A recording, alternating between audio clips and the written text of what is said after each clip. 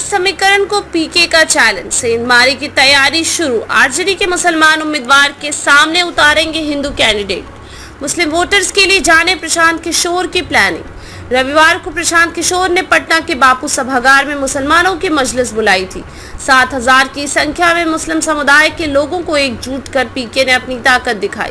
पीके ने यह दावा किया है कि मुस्लिम वोटर उनके साथ है। उन्होंने यह ऐलान किया है कि वह विधानसभा चुनाव में 40 मुसलमान उम्मीदवार उतारेंगे। पीके के इस ऐलान से सबसे ज्यादा नुकसान राजद को पहुंचने वाला है। बिहार में सबसे अधिक मुसलमान वोटर राजद के साथ है।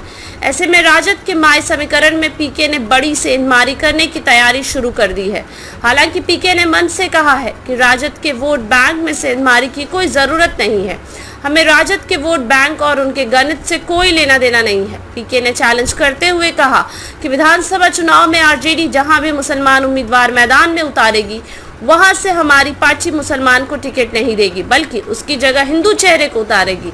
ऐसे में जनसुराज के सूत्रधार प्रशांत किशोर मुसलमान वोटर्स को अपने पक्ष में करने के लिए खास प्लानिंग की है। 1 करोड़ कार्यकर्ताओं के साथ पार्टी की शुरुआत। प्रशांत किशोर ने 2 अक्टूबर 2022 को पश्चिमी चंपारण से अपने पदयात्रा की शुरुआत की थी। जनसुराज के मुताबिक प्रशांत किशोर अब तक 665 दिनों की पदयात्रा कर चुके हैं। इस दौरान वो बिहार के 2697 गांवों में लोगों से मिले हैं। कल कार्यक्रम के दौरान पीके ने 2 अक्टूबर 2024 को जनसुराज की नई पार्टी बनाने की घोषणा की।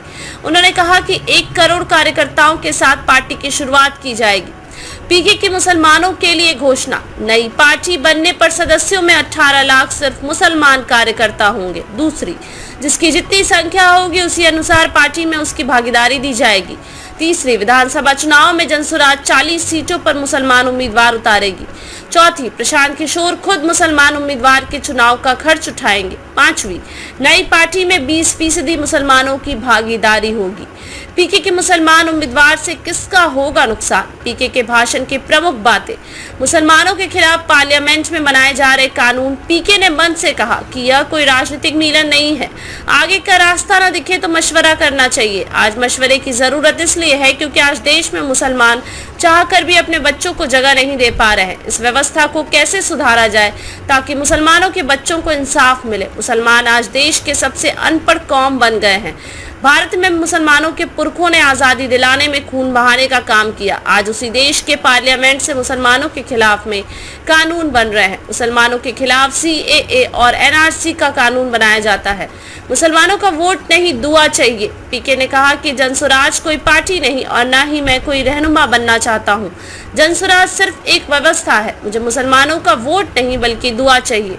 मुसलमानों को सबने ठगा है। कोई कांग्रेस को दोषी तो कोई लालू को दोषी बता रहा।